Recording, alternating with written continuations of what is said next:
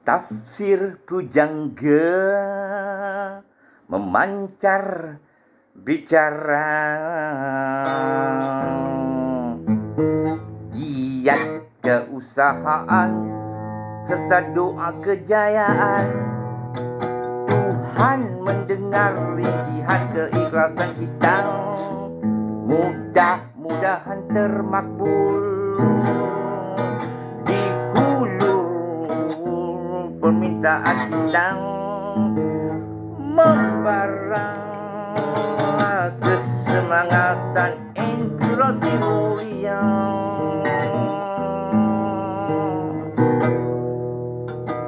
Mara ke hadapan mengatur perjalanan, segala keputusan takdir yang esa. Sesungguhnya yang mengatur-atur cara insani, hambanya permohonan datang anugerah.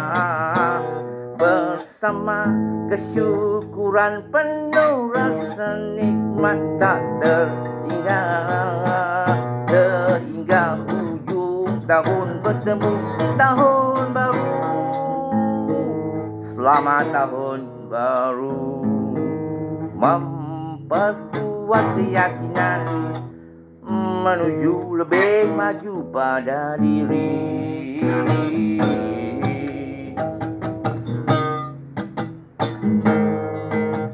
Selamat tahun baru, menyemat keadaman padu, kepergian ketamatan, salam perpisahan,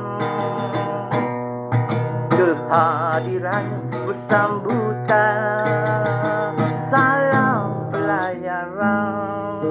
Selamat tahun baru, terjadi kenangan dilalui,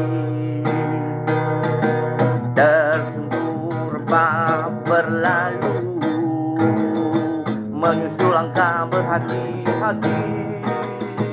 Selamat tahun baru, semoga sukses merempuh, menyahut cabaran berliku. Apa saja harus sabar. Selamat tahun baru.